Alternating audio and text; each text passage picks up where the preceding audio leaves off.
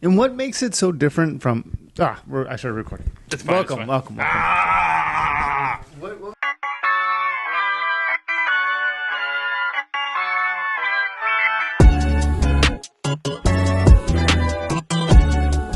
makes it so different, like, from like small to medium-sized business to enterprise sales? Like, what's like, to me, it seems like you just have more hoops to jump through, but the conversation or the sales pitch is kind of is it that different? So, it's like, I have done it all, right? And there are some deals, small deals, that take way harder time. Meaning, like, it's like an 80. I worked with this 80% company. The deal was $18,000, and Jesus Christ, it took like it just took forever. Like, it was just like such a hard deal to, like, everything was just nitpicked. And I have done deals that are like enterprise level deals that are like done in like 6 weeks, like. So it's not so much a difference. I think the difference is just like most of the time enterprise deals take longer because of just hoops it has to jump through and processes that's built in place. A lot of times it's hard to find the right person. Like, who the fuck do I need to talk to? Like, you know what I mean? Like, imagine if you're trying to like sell something, and you got to go fish a company that has like 10,000 employees and like try to find one person who is going to take ownership of this, who takes ownership of this internally, and why he should care. And maybe you reach out to the right person, but you reach out to the right person too high up. You didn't reach out to the right person that cares. You know what I'm saying? Yeah. The right person that has the right impact at the right, like someone that's like making their life so hard to having to do this bullshit. Like, and then you start to either thread up or thread down. Like, sometimes you might get like hit like a Veep or like, what I'm saying, like a C executive or something, and he might respond to that. But that's rare, dude. Like, that shit does not happen. Like, and I have sold to like plumbers. You know what I mean? Like, I have done the entire gamut of like. Selling, right? If there's a person you can sell to, I have probably sold to that type of people. But I mean, just your more recent stuff, like with SaaS and everything like that. It's like, I guess, what have you? Because right now you just started selling to like enterprise, right? Before you weren't doing enterprise. So before I was selling to, I mean, I've sold to, like, so it was kind of weird because some territories I had enterprise, like I was doing enterprise, in some states I wasn't. So, like. It's kind of hybrid, but the problem with my last company was like it wouldn't, the deal size wouldn't get that high. Like, you know what I mean?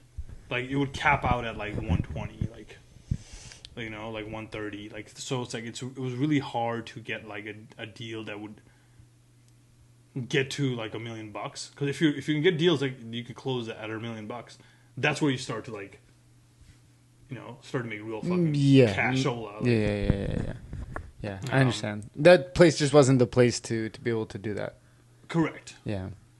Even though you did sell technically to enterprise folks and things like that. The product itself is not, it's I'm not going to say it's not possible because their like strategic team does close like deals that were that big. But like they handpick those clients. Those are the very few strategic clients that have the budget and capacity to like to do that type of stuff that we were doing, So there's that. So I mean, but here, like think of it like Salesforce, right? For example, Salesforce, it's really easy to scale up, right? Like, because you're selling licenses to people, right? So you can go in small and start selling. Like I'm pretty sure early days of Salesforce, like.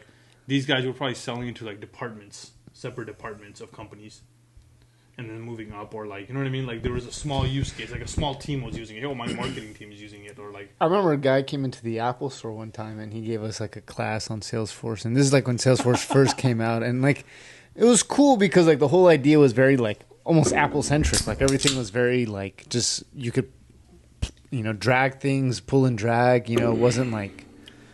Just like a sequence of orders. You could visually kind of play around with it and see it. And at the time, that was new and different and innovative. And so it was cool to see. But yeah, I mean, fast forward 20 years, it's kind of like... what I It's a also whole see a different world. lot is like, so like there's a lot of like LinkedIn gurus, and like these guys are like these sales to be or whatever sales savants, I guess, like self-proclaimed, and they're always on LinkedIn and posting about like, oh, like, you know, like this and buy my course, like, you know, there's a course at the end of it, or they have a product that they sell, like a President's Club type of shit, whatever it might be, right? The thing is, there's one common factor between all these people, and it's like they sold a long time ago. They sold when, like, I think selling SaaS, especially all these guys sold at Salesforce at one point. That's what it comes down to, right? They're And probably like the Salesforce Mafia, you mean? no. Like, these guys were like selling, like these guys were sellers, and like they were like enterprise sellers during Salesforce's heyday. So like, you know how easy it must have been at one point to sell Salesforce to enterprises? Everybody's like, oh my God, this is amazing. I'm right now doing this on Excel or Notepad. This is great because the CRM is going to be able to host everything. It's like AI right now. Right. So it was a game changer for business. It was a system of records. You were creating a system of records. Like, they were the first truly SaaS company, right? That's kind of what I think of when I think of like Salesforce. Like, they were just like the pioneers of SaaS model of business. Yeah. Like online, cloud-based. Yeah. Right. Yeah. So, like, if you were in the heyday of that, and then you were selling to like organization, people were buying that hand over fist. Also, capital was super cheap. Companies have money to invest, and this was a clear sign that would increase revenue if you were invested.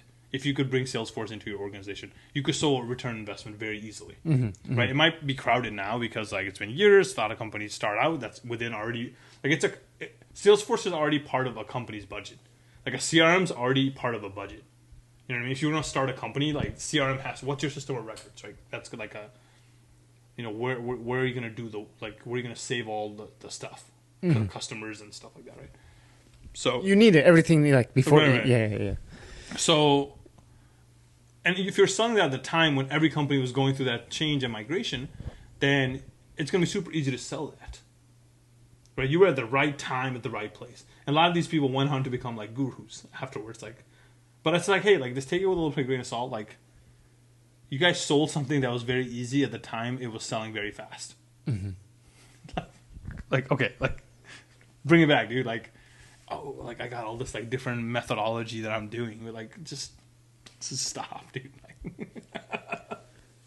I mean, at the same time, Like, I mean, there's a lot of people who kind of, I think, they I don't want to say right on the curtails of maybe successes and things like that. You know, it's like, but at the end of the day, are they delivering something new and different? If so, you it's have like, not fucking sold in the last 10, like, I don't even tell that, in the last, like, 5 years, like, stop giving out advice on, like, how to sell. Because, like, I feel like it's one of those things is, like, it's like you were only, like, iron sharpens iron type of stuff. You've been out of the game for too long, you know? Like, you're like, oh, like, yeah, that's what I did in my head. Like, shut the fuck up. Like, just... It's like the internet didn't It ain't exist. like that anymore, dude. Yeah. Like, oh, prospecting, oh, like, yeah, just, you know, like, no, dude, like, it's like, you have to be able to create repeatable systems and processes that's gonna, like, deliver value, right? Like, it's not just like, oh, like, it's account-based marketing. Like, it's you know, it's, oh, like, write this, like, email, like, oh, like, don't make it sound like AI wrote it. Like, no, dude. Fucking bring value to the person you're trying to like fucking talk to, right? So what does that look like? So like, take me through, like, how do you prospect? In your job, do they give you like a list of customers that you just have to? They say, hey, these are the companies we're targeting. Good luck finding the person, or do they give you like a contact, or like what does it look like? So basically, yeah, you get a set of accounts. So I have like 40 accounts, mixture of like existing customers, mixture of like random customers, but all of the existing customers and just prospects, right? And basically these are like vetted through marketing of having the highest level of interest for our product right now. So like soft leads, Whatever you want to call them. Kinda. They have intent data. Yeah. So because of that, Wait, so sorry, a step back. So they, because of that intent data, they make it onto that list of Yeah, they give you- companies. Correct. Okay, and then And then that one- gets assigned to. To you on the list, and you can swap them out. Like, let's say you reached out, you did your thing, and like no one got on it. You could kick a can and get a new one. Like swap them out, like whatever. But essentially, you keep a working list of like 40. I see. Okay, so you could still, like, if they reach out like 6 months later. Or there's shit that they're doing in the background. And let's say like it gets caught in one of their marketing things, and it's one of your accounts, then it gets routed too. But if it's, let's say, like a random ass account, it just goes into a round robin system of like everyone gets. Yeah, that makes sense. Yeah. So basically, that. What were we asking? So you answered it, but then so you get the lead, not the lead, but yeah, well, the company assigned to you, and then. Oh, and then what do I do? Well, I mean, back in the day, I used to. So okay, so this is how I have done it, or this is what I'm doing now. Is I have done some AI work and built out a couple of different like gems and models into like a Gemini that does various different things. But one of the things I want to do is like based on all different like use cases that we win on, so our company wins on, I will separate these leads out into like separate like priority. So like, you know, unless I got 40, I don't want to be wasting time on like, you know, something that's a doo-doo sauce down there. That's like, you know, like, so I divided them out into like focused accounts, medium accounts, and low accounts. Mm-hmm. And then for the low accounts, what I'm going to do is, or what I've done is like, I'm going to create like a year-long cadence. And these are basically companies that I need to like there's a use case. It's not that strong. They don't really know about the company, right?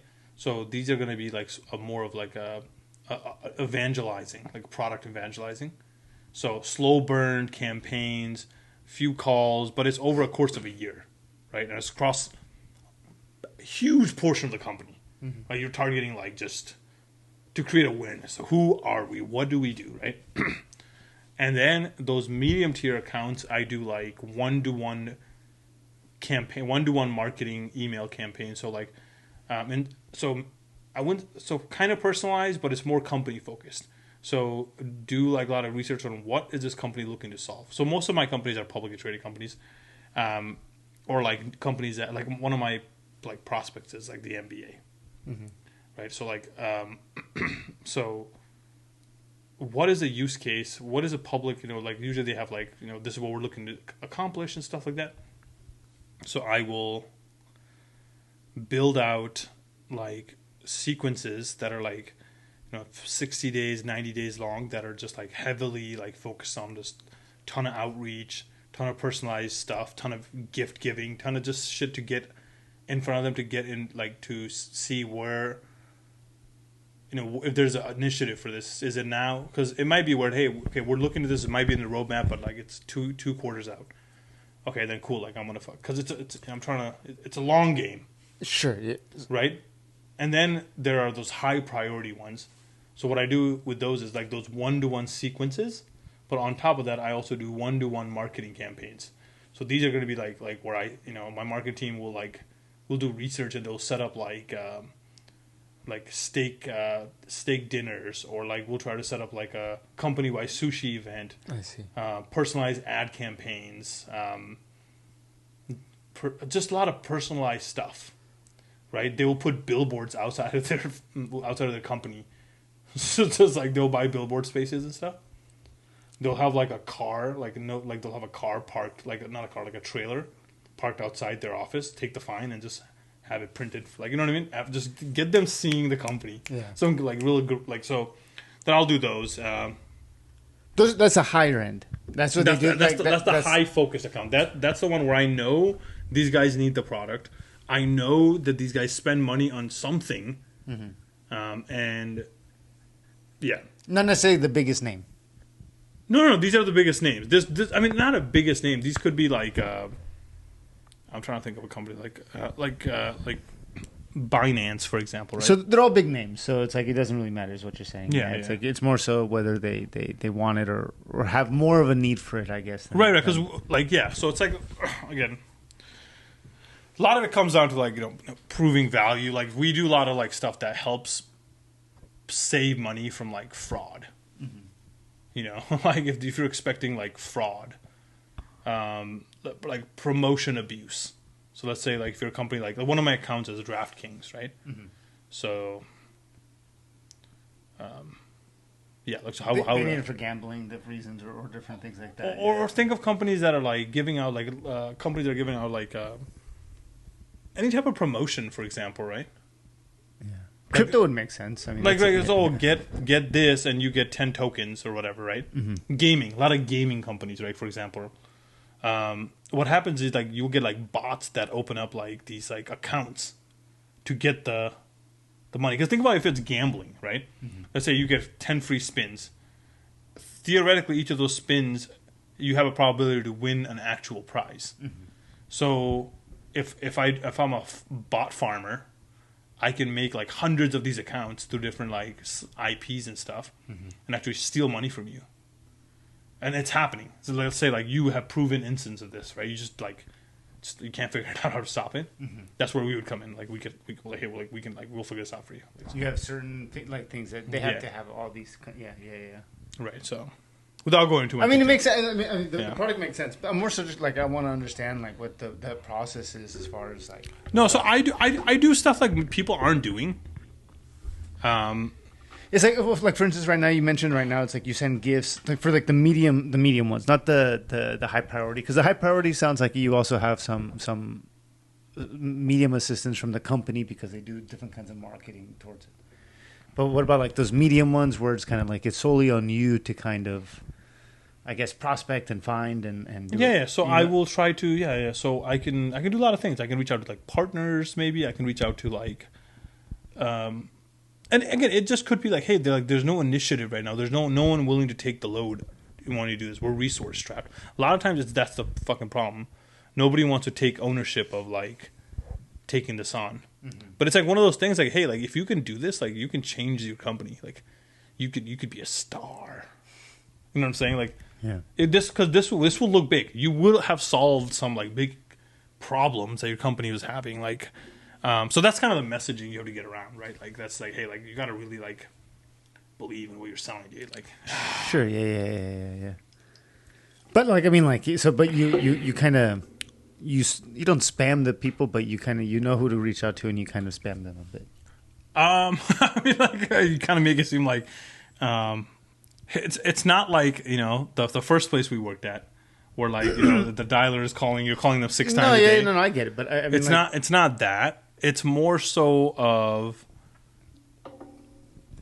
I'm not reaching out to the person more than like an email and a call a day, and I'm not doing that every day. You know what I'm saying? I'm like my 12-month like thing, like sequence or 12-month sequence is like 20 steps. So within a course of 12 months, I have done like only 20 touch points with that particular customer or that prospect, right? That's not that much. No, yeah, okay. But versus like my high priority ones or like medium priority ones, I am doing higher touch points within a 90-day period that are very personalized. Like I mean I don't want to say what I like do, but I can tell you off the air like I've done some like pretty funny stuff like to get their attention. Like I saw some stuff other day on LinkedIn and it was like the subject line was like you're in the Epstein files. and then it's like, hey, you're really not on the Epstein file. I'm just trying to get your attention. But I'm like, I guess, like shit, like That's shit. a Like, fucked up way. you got my attention. Yeah, like, you know what I mean? Like, I'm not sure if it's gonna be a good reaction. I don't know, but hey, you might get credit if it's like you have to think about like what's a point of marketing, right? Like the point of marketing is cut through the noise. Yeah. Like right now, if you go look at like, and I feel like one day, that's kind of one of the interests I have too. Like, I want to like do like marketing type of shit at like a really, really like macro level, you know? What do you mean? Like, what do you mean? No, like I don't know, man. Like just like some Mad Men shit, you know? Like think about it from there's something really creative, like just how do you sell a product? I think one of the things I was thinking about, and then I think Coinbase eventually did it, was the one Super Bowl they just put a QR code on TV. Mm-hmm. Mm-hmm. And I was saying this for like years, and I was like, man, someone should just take a space on Super Bowl and just put a QR code for like 20 seconds, and like that's your commercial, and I'll guarantee you're gonna get so many hits, and I think cause enough hits for like it to crash. Yeah. So I was like, okay, They like, do, that's the type Sony, of marketing I want to like, you know, like, oh, I was like, that I know that will like get the stuff going, you know, but also have that creative freedom, like, hey, like it could like blow up in my face, so you got to be okay with like, you know, like me taking this risk, like. So a lot of people won't give you that creative fucking like, you know, like freedom. You know, Steve Jobs. Well, when that's funny. That is funny you mentioned. When I was in high school and when I graduated, when I went to community college, my dream job, what I wanted to do was to work for TBWA Chiate. Have you heard of them? No, dude. It's a marketing firm in Los Angeles, but they're the ones who did, because most of these companies they'll hire a third party company to do it. Right. So Apple, for that Think Different campaign, like what they're famous for. Okay. They hired this company, the TWA Chiate. They also did the 1984, make 1984 not so much like 1984 won like an Oscar or a Grammy or something like that. But I wanted to work there because like they did a bunch of other commercials and advertisements, because I love that idea of like what you're saying, kind of telling the story or selling the emotion behind it, and kind of telling a bigger story. Like the idea of like Think Different didn't show a single product, yet it made you feel like being connected to this brand, made you different. And nothing showed a computer, nothing showed anything like that. It was just pictures of smart people. I think. And it kind of says, you want to be like them? Well, then this is what you have to buy, kind of thing. It's like. I think nowadays, especially with like how advanced AI has gotten, I think enterprises really, like enterprise companies and companies in general, really, especially in sales, right? I really need to focus on giving salespeople budgets to buy tools.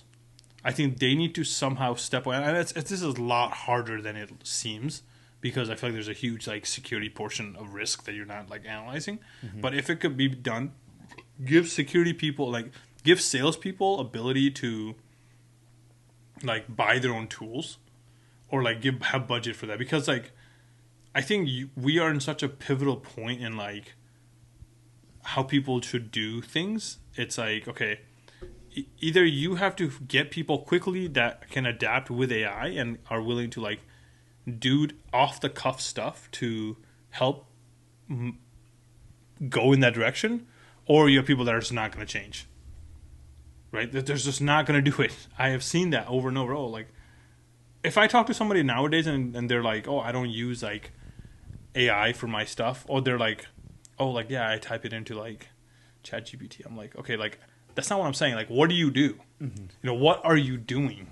Right? And they can't explain it. I'm like, okay, like you're gonna fall behind, because there are things. There's a company out there, and it's so cool because they're building this enterprise grade product that's like, it's your BDR assistant. So each AE has a BDR assistant, and it can basically automate the plan. So think of it just like Claude type of situation, Claude, like the Claude bot or like the Claude machine, but for your sales process. So it connects to all your like Salesforce, email, LinkedIn, Apollo, like all these different things, and your phone, and you tell it, hey, this is how I want it structured, and then the agent can go and do those things. So it can go send the email out. It can personalize the email, so it can go scan the LinkedIn page. It can like do some research on the person, and then like send that email out, right? Mm-hmm. And then there's a separate BDR that's the caller, so that person can have conversations. and they're setting up just fucking meetings for you, dude. That's where it's headed. Like, you know what I'm saying? Like, that's why, and then you are the orchestrator. Like, you are the person that's going to help build it out, because you have to essentially teach that agent How to sell your product. not how to sell a product, because you are selling the product, on how to book meetings. I see, yeah. I'm saying, like, how am I going to book meetings? What are some initial pain point questions, like, I can quickly... Because most of the time, it's like, you ask one or two... on a cold call, you're calling somebody, hey, you know, whatever, great to talk to you, like, I'm selling this X product, or, hey, X, Y, and Z, I see that you have this problem. I sell a product that helps you solve that problem. No, yes, whatever, right? And if it's able to do that effectively, or have that conversation at a human level where it can, you know, engage, you can book meetings. And once a meeting is booked, then you talk to a person to take the call to sell the product, right? Like, this is booking meetings at scale. Like, and then you still have to create the list. I feel like that's also hard, because I feel like you need to, like, give it the plan of how to sell into that, you know, organization, or what the value proposition is, or how you think you should approach that. Because then what happens? The go-to-market strategy kind of thing. Right, because what happens with AI in general, if you tell it to do everything, is like, it will always go back to, like, just averages, right? Because what it is, it will deflect its answer back to the highest confidence level of where the answer is. And that's usually at the mean, right? Wherever. So essentially, like, you wanted to, like, say, hey, like, this is how I'm thinking about attacking this particular, you know, account. Do these things for me, and then this is how the sequence is going to work out. You know, and the other AI, is going to call, like, you know, like, after during the sequence. Okay, execute, and then you let it. You know, you have it go down. Like, it just does it. I don't know at that point what you do, because your job is to mainly be selling. So hopefully you're taking meetings that these guys are setting up, and you're like, your time is full. So you need one facilitator and then one person to just. Yeah, I mean, it's a pretty expensive product, but, like, hey, like, think about it. If you hire a BDR, and then I think the license was, like, it was $50K, and it was 12 licenses on that, so you have 12 seats. My question right now is, like, can you even build it yourself? You know what I mean? Like, me? Well, I mean, that. Let me stop, dude. That idea used to be like, oh no, that's no. You could do it yourself. They made it pretty simple to do. I saw the demo. You know what I mean? It's like, yeah. It's not outrageous now for companies to just say, I might just build it myself. No, you can't build that. No, stop. That's the problem. Not right now, anyways. Your job is to. I think that's where a lot of people get it wrong. Is like, I have this conversation all the time: build versus buy, and I've had this conversation even when I was working at, like. When I was doing mergers and acquisition, was like, some of the companies within our portfolio would bring up initiatives like, oh, like, I want to spend, like, you know, $500K per year for the next few years to build this product out. And it was like a product. I was like, okay, like, you know, like, so basically it's a capital investment of, you know, 1.5 million, and then there's let's say, like, some other X, Y, and Z cost that goes into it for $500,000. So all in this $2 million investment, and then you are basically have to do some, like, IRR calculations of, like, oh, like, is it even worth it to do that? Like, you know, is there a good return on our investment to do that? And a lot of times when we ran those calculations, it would say, like, no, just go buy it. And then it's not, obviously in that situation, it wasn't like go buy the product. It was like, no, go buy a company. Take the product, you know? And then, okay, then we would go and be like, okay, like, let's just pay, like, you know, $4 million for the company. You know, you will get customers that come with it. It's a proven product. Because, like, when you build a product, you don't know if it works. Like, you don't know if it's a product that's proven, right? Well, I mean, building the product is just half the battle. You know what I mean? It's like, and then bringing it to market is a whole separate uphill battle as well. I think that's the harder problem. Yeah. I think a lot of people can build stuff, especially now, right? Like, a lot of people can build stuff. So I think it really comes down to, like, yeah, I mean, dude. What's the ultimate investment return on your investment, I guess? Yeah. But I hear you. But like, I mean, it's interesting, just like that workflow of like how do you do it, and also what you're saying about the how you're automating with AI. You know, it's like I do it as much as I can now even with where we don't have that tool, right? One of the things that I'm looking into right now, because I do okay. So what I have is I do have like I think a $600 budget per year on tools that I can buy. So one of the tools that I'm looking at getting is like a AI video tool where I can make an avatar, and then kind of pretty real, but like a small screen, like about like this big, and then my shared screen will be on there. Do like demos kind of thing. But it's me quickly explaining, hey, this is what this feature does quickly, like a minute long video. But all I can do is I don't have to record it. I can just be like, oh, like, hey, like this is what I'm trying to say, and then this is my voice, my face, doing the demo, and then it can just make it. Mm-hmm. Mm-hmm. And basically, what I do is like, I can just create me just going through that process once, you know, click, click, click, click, whatever. That way, I can have it create a bunch of videos for me. I'm not sitting there like trying to re-record a video because like sometimes like it's like, oh fuck, I should like I wish I could just like change that one little thing. Well, now I can like, hey, on like frame number 4, like go and change this particular way I'm doing this, and I could quickly change that. That allows me to do that thing at scale. But like that's the problem. People aren't thinking like that. What do you mean? People, like meaning like people in sales, people in marketing. I know people in sales aren't thinking like people in sales. They're still thinking about, oh, I'm going to send a video message, right? Like no, like we are at the time where like you have to be able to, I think, build out a process, right? Like okay, good, you did it once, but now like how can you scale this easily, right? Let's say you have a ton of accounts. Let's say you have to reaching out to 20 people, make 20 videos. Like this way you can personalize each video. Yeah, you know what I'm saying? Like it's just you can like, kind of write it into it. Yeah. We'll say everything. The mouth moves perfectly. Like, you know what I mean? So hey Giuseppe, hey Francis, yeah, you know, whatever the case may be. Hey, I just wanted to send you a quick boom.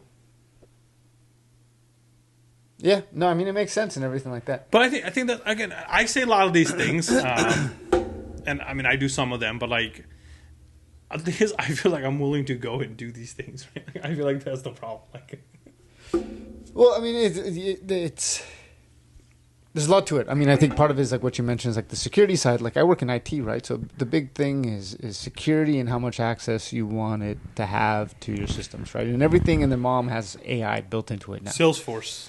Well, Jira, Slack, everything has some sort of AI intelligence built in. So like someone will make a lot of money if they make like an API connector, not a like an API, but like an AI connector. Well, I mean, it's already there. It's like, I mean, you, like for instance, like Claude with Claude Code or just Claude Code. Is integrations to like other. There's integrations or CLIs, MCPs. Like no, but like, so can a Claude machine talk to like an OpenAI machine? I don't know. So can it talk to a DeepSeek machine? Natively, I don't know, but you could do it through like, NAN. Am I wrong to see like there's a ton of value in that? Well, you could do it through a connector, technically through NAN, and you could do it through that. It's kind of like Zapier, but so communicate. I'm not sure if they'll do it directly, but through NAN, UN. I guess how much data can you collect? Can that agent? I guess what I'm trying to say is like no. What I'm trying to say, can the agent talk to like? You need an agent that can talk to both, all agents. Because why should a company just be single model? You know what I'm saying? Like, why, if I'm a company, I wouldn't want to be a single model like company. I feel like that's a threat to my business. I want to use both. Like a lot of companies run both, like both things. Disaster recovery type of shit, like just in case like shit falls back. Like you have like some sort of like a fallback like plan.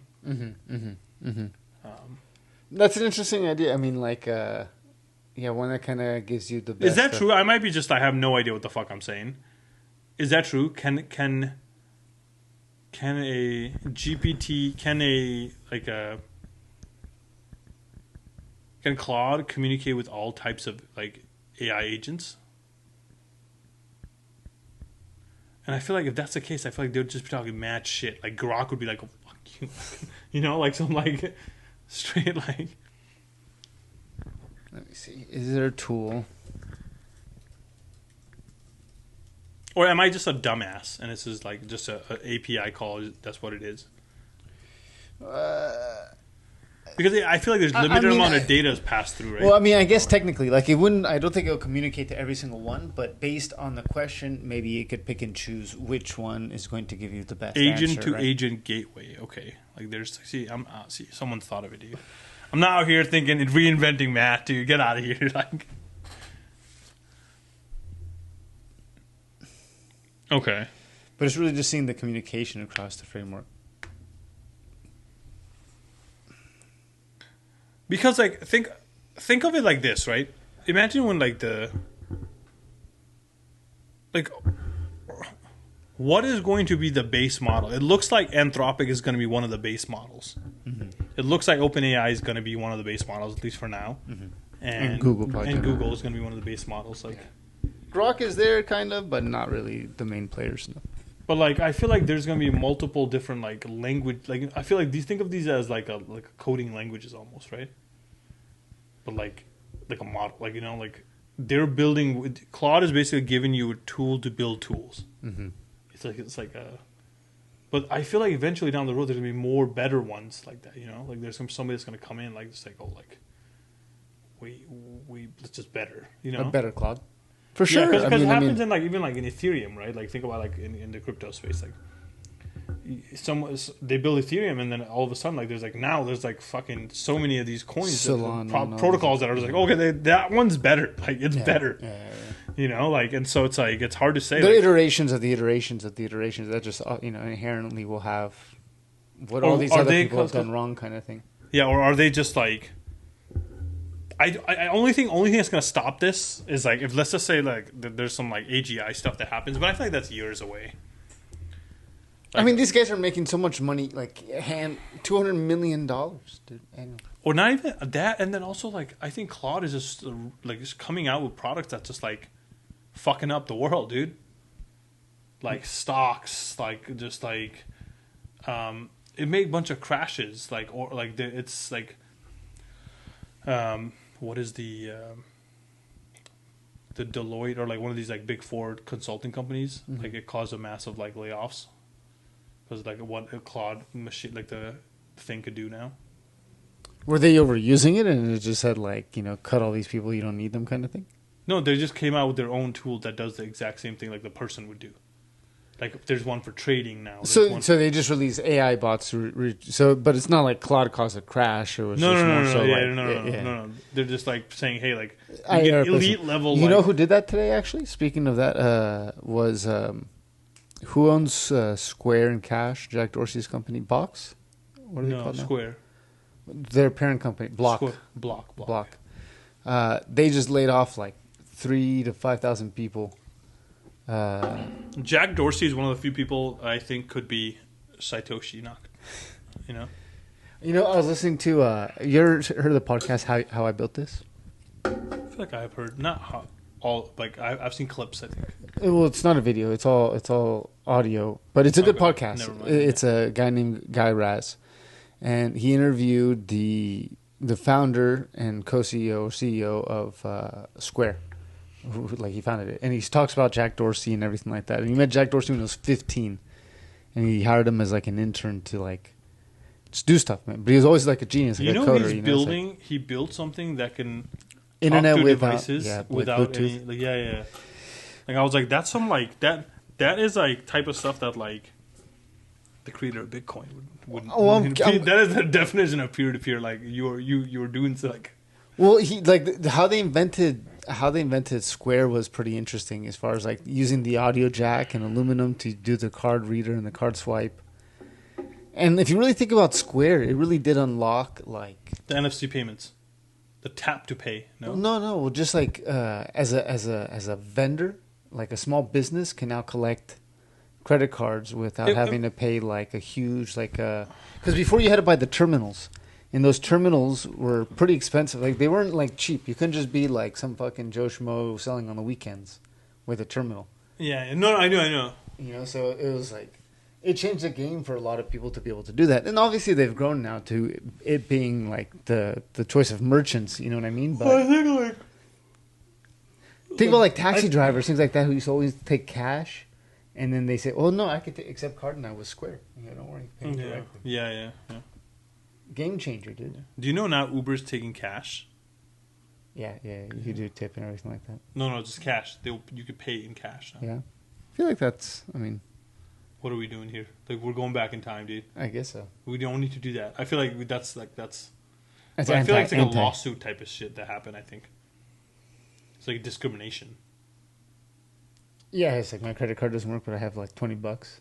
Or no, just like it's discrimination. Like you can't discriminate against like, you know. But it's like, dude, it's my like, you know, business. I feel like I don't know. I feel like we should move away from using cash, but also I feel like some people are really against that because like control, dude.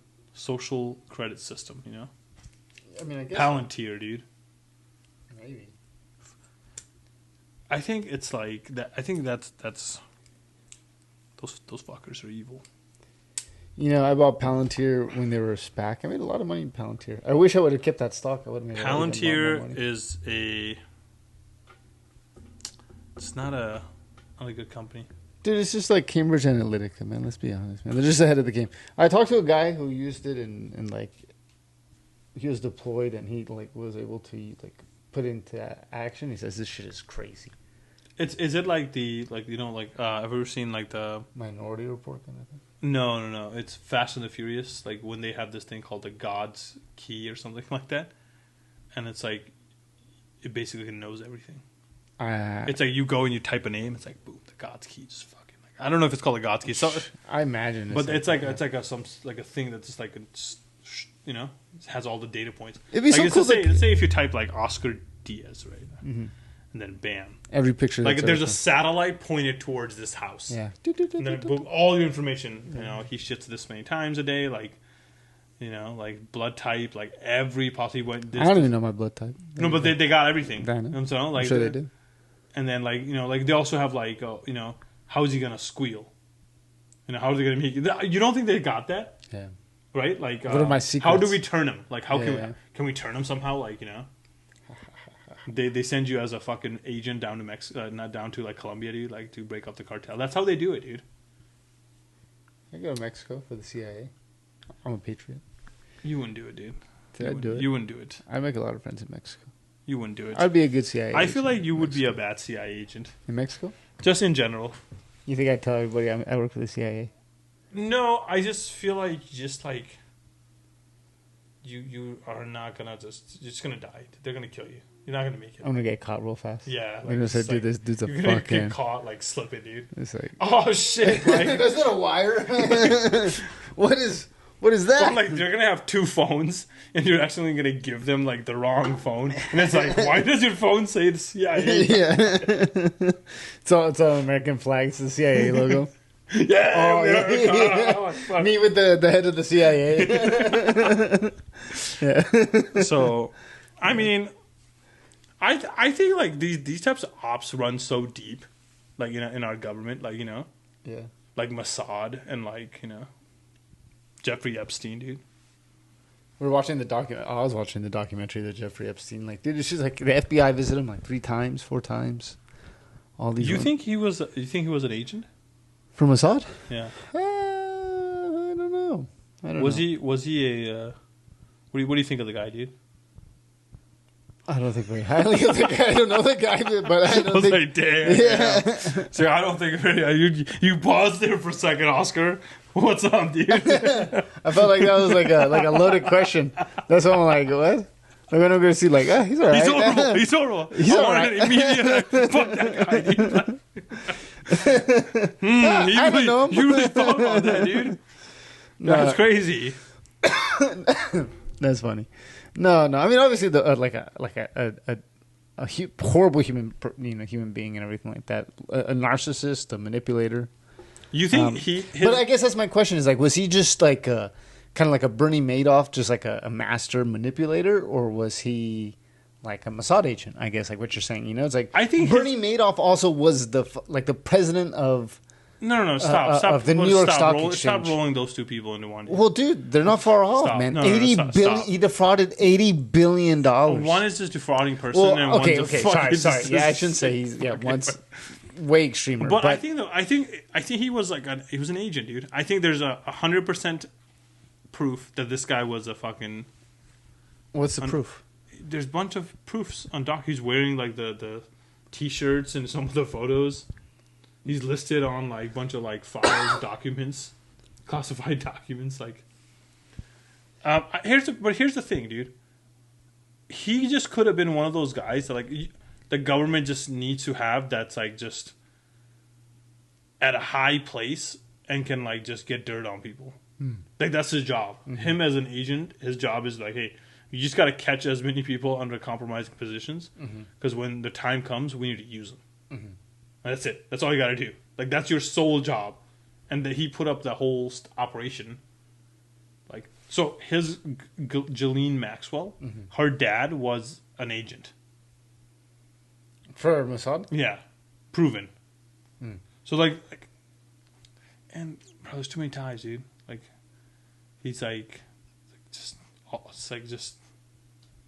But also one of the things I guess is like, I don't know. I don't know too much. I don't know like.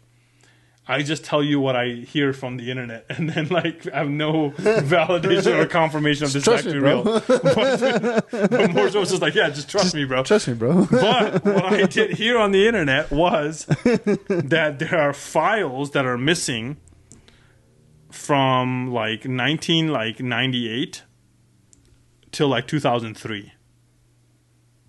There are just missing files. What does that mean? What happened to those files? No, what happened in that time frame? Well, the first time he was accused was 1996, right? And so the Epstein files from 1998 to I believe till 2002 are missing. Just completely missing. They don't want to release them. So what happened in that time frame? Like to what happened? Like what happened? Like just like. Between 1998 and 2002, like what has happened? The dot-com boom, 9/11. When we went to fucking war. Yeah. And there's a files missing, and he's a Mossad agent between the time when that happened. At the same time, where like Netanyahu is going to the UN and saying there's like weapons of mass destruction, like. But that happened after 9/11. Huh? That speech happened after 9/11. No. But what I'm saying is like. All this is like connected. Dude. There are files missing. You're saying the incrimination would be tied to like international. Yeah, I didn't know that, but that guy, like the guy, the chief commerce person or secretary of commerce or whatever his name is, Howard Lutnick. He's all over the Epstein files. But I didn't know he was. He had his office at the World Trade Center. Like shit ton of his employees died. That's crazy. It's like only one of those days where he didn't go to the office. I guess he's like I mean, there's a lot of stories like that. You know, it's like Mossad. No, he's best friends with Jeffrey Epstein. See what I'm saying? Like he said, "Yo, don't go today." Tinfoil hat, dude. But like, here's the thing. I feel like all this all this conspiracy stuff about like the Epstein Island and like they do all these like, you know, powerful people with like these types of like ring operations and stuff like that, right? It's true. It was all true. Like, you know what I'm saying? Like when somebody was like, "Oh, that's some crazy like, you know." That's Alec Jones tinfoil hat. Shit, yeah, like, you know? yeah. And then I was like, oh shit, it's true. Like, you know, yeah. Cabal, like they had it, dude. Like, so I don't know. That's the real shitty part, to be honest. Like, you know, it's like it kind of, I don't know. It almost feels like it almost feels like overwhelming. Just like the fact that all of this stuff is just kind of like the assassination of what's his name? JFK. JFK, yeah, assassination of JFK. Like, he was, I guess, one of the first folks in the U.S. government that was questioning, like, the CIA and their tactics. no, that was questioning, like, is aid to, like, you know, Israel at that time. Yeah. He was the first person to say, hey, like, what's going on here? You know what I'm saying? Yeah, he questioned a lot. Yeah, and, You know? and it's like, So again, like I never had the high. I don't. you think, watch? I watch all these conspiracy theories. You watch? You know who Candace Owen is? Yes, I've heard of it. So she's been on this like hype train about like she thinks like Mossad got him, Charlie Kirk. Yeah. So and his wife is a Mossad agent. That's what, yeah, I've seen that's her claim. And I'm just like, damn, dude. You know? She really turned, like, she got kind of, like, really, because she used to be a real, like, Trump, like, supporter, Republican, and, like, she's still, she's still super Republican in the sense, but, like, at the same time, very... Tucker. I'm telling you, Yeah, there's a civil war happening. Tucker Carlson, to me, is, like, smelling, like, one of those bad smells. It's, like... Where like you don't like smelling it, but at the same time you keep smelling it because you're just like this. I think there's a divide in the Republican Party that is basically splitting, and it's splitting from the fact like, okay, like there are these people that support Israel, and then there are people that support or that are questioning, hey, like what's going on here? Not even like saying, hey, like stop. They're like, hey, what is this, right?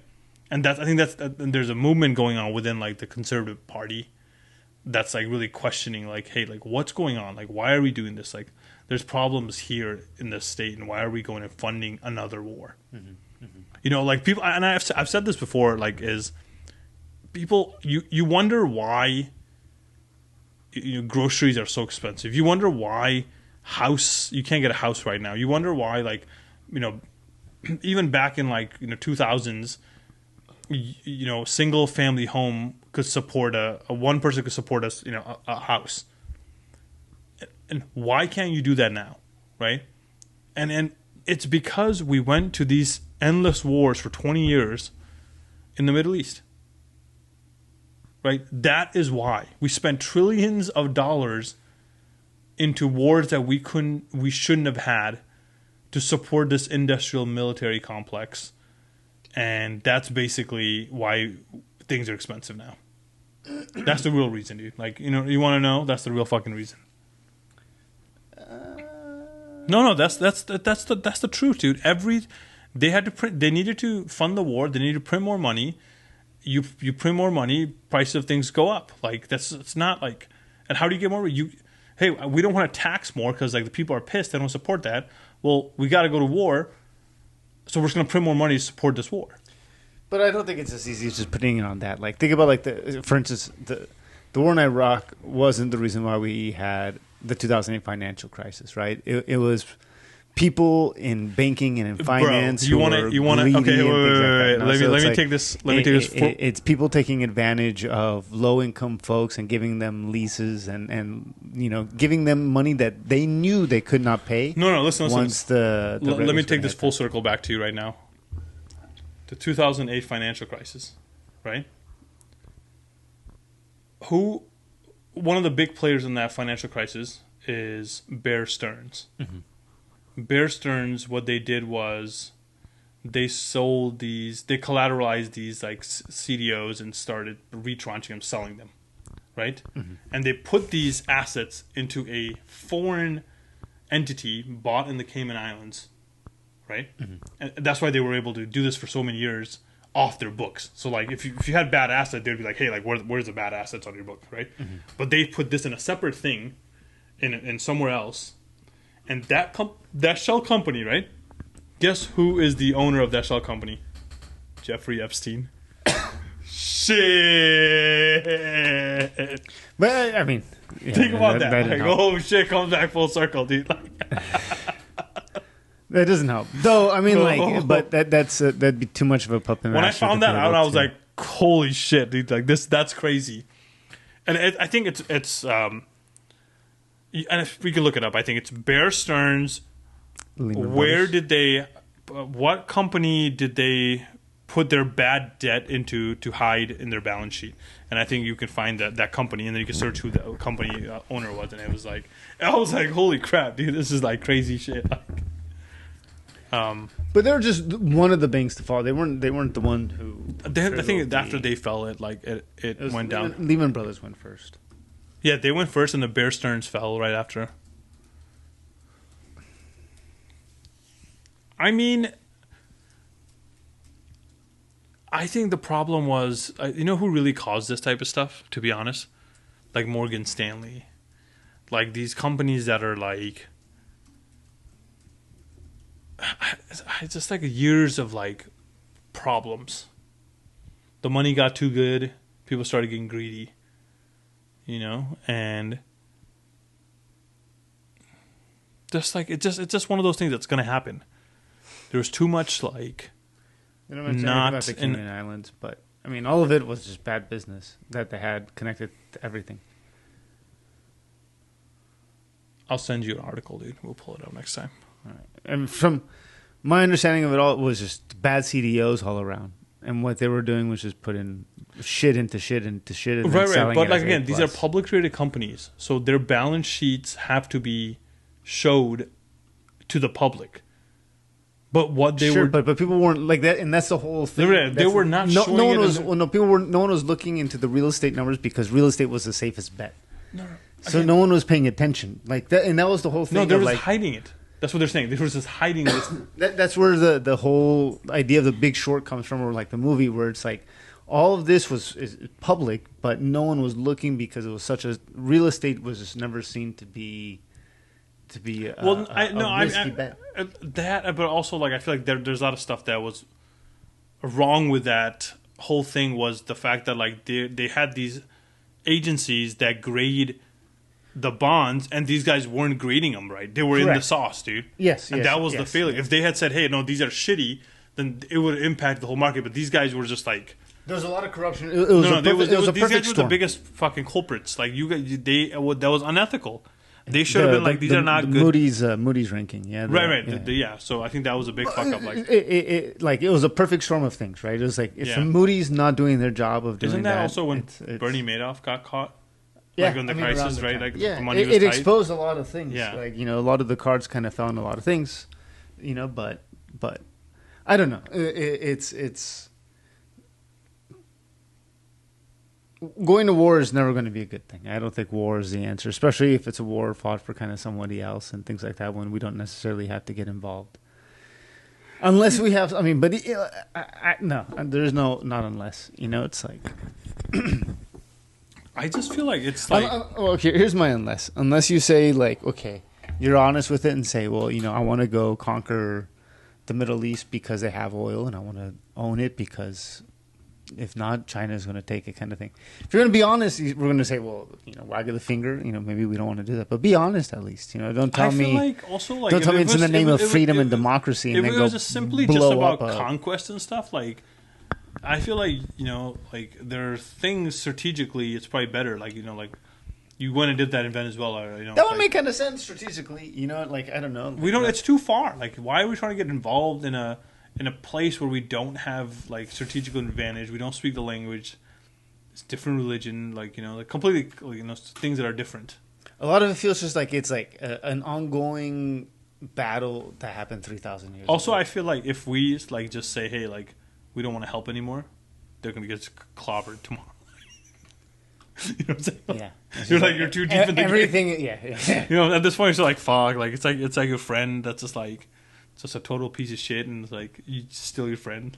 But someday, like the sad thing is, like I think someday that day is going to come. When are you gonna fucking get married, have kids, and you gotta go, dude? Like, Yeah, dude. It's like, you got to move out, man. You got to move out. It's like It's shit, dude. we But he's can't- always like, dude, come on. I'll sleep outside. I'll sleep in the garage, man. He's like, no, dude. My wife, she said no. She said you got to go. We're about to have a kid. And then there it is, dude. And then that day happens, and then that friend dies. That's what's gonna happen, dude. That's- Like, you don't think that's gonna happen? It's pretty extreme, but yeah, I do hear what you're saying. Yeah. Did you hear Kim Jong Un is making his daughter his heir to the Kim dynasty? He doesn't have a son, does he? I thought No, he had his daughter. Yeah, His daughter, dude. She's gonna be the first, Heir. heiress. But also, that's assuming that like he's only like what 40, so he's probably gonna live for another like 50 years, 60 years. So, you know, like I don't know. The regime might get toppled by then. Who knows? Who knows? That's crazy though, because I feel like if it's really about like saving people and like bringing democracy, you would think you would start out with places that are just like, you know, it's like fuck, like those guys need some help. You know, wouldn't that be your goal? Like, let's say like if you were a country, right, and you were just like this person that's just touting the fucking like the good name. Like, wouldn't your goal is to liberate as many people as possible?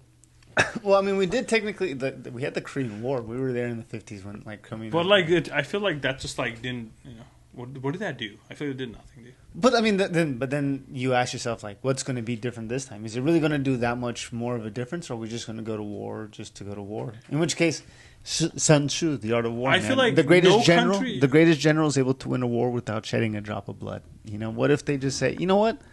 What if Kim Jong Un wakes up one day and says, you know what? I really want to go to Disneyland.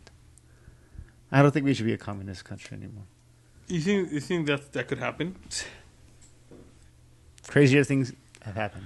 I feel like, I mean, I think here's a problem. He wants to have an ice cold Coca-Cola. But then, like, let's say you have to do that, and then you have to. Only thing you could do is nuclear deterrent, right? Like they're gonna be like, you have to denuclearize your situation, and then once you denuclearize, what is to say they just don't like fucking be like, go fuck yourself? Or he uses that as a bargaining chip and says, hey, I'm now a democracy just like India. I'm like all these other countries. And I happen to have a nuclear bomb. So that means I get to sit at the table all the tables that you guys get to sit at. How does that's what my point is. How do you get the spot on the table? By having a nuclear bomb. No, but there are many countries that are not on the table. Like Israel has a bomb. No, they have not publicly. North Korea has a bomb. They're not on the table. The countries that say, well, because they're the enemies of the world kind of thing. You know? So, but like, they're the only ones who are not at the table. That publicly said that I have a nuclear bomb. So, like, so when does that, like... It's like, when do you get invited? Like, what's the, like... Once you publicly announce... The only exception, I think, is China. But it's once you publicly announce that you have a nuclear bomb, essentially, is like when you're invited to the table. You're a nuclear power. That's... It seems outrageous, so but yeah, but that's the deal, man. Then do you have to probably have some sort of like a doctrine, like well, right? But see, you have to have like nuclear doctrine. Like, what's your like? I don't think the U.S. I don't think we have a strike first doctrine. It's like the G9 summit is like now that's no. What is it? Look it up. Look up like countries and their nuclear doctrine. I don't think we have a strike first, but I think some countries have a strike first. Like if they feel like they're threatened. They can fucking like... Okay, let's see. Damn, dude, 9 countries have 13,000. That's crazy. Russia and the U.S. holding 90%. So doctrines vary from no first use to calculated ambiguity. Like, that's fucking... Get out of here. Like, so the United States maintains... what do we have? Strategic deterrence against existential threats. Which is what even North Korea agrees. Like, yeah, that makes sense. So what do we have? Damn, that's scary, dude. It's like so Israel's the only one who's like, dude, we're thinking about. No, Pakistan does not have a no first use thing. Focus on deterring Indian conventional superiority. Yeah, North Korea also doesn't have a. Does not officially rule out first use. Survival of the regime, you know. Regime survival and deter invasion. So they'll blow themselves up. Essentially, what they're saying: if you try to invade me, I'll kill everybody. As you try. Yeah, that's their deterrent. That's what they're saying. Yeah. Practices ambiguity, neither confirming nor denying its nuclear capabilities. So all the NATO countries have a no first use policy probably. But you know what the funniest thing is? We're the only one that used it. It's crazy though. Like it's crazy to think that like. Well, technically, I mean, they've tested it. No, I think countries have tested it, but I'm saying like everyone knows like what the damage and destruction it did, and that was like just a the baby version, you know? Yeah. Think about that. They're like 20. They're like 100, 10, Yeah. like 10,000 times stronger than like.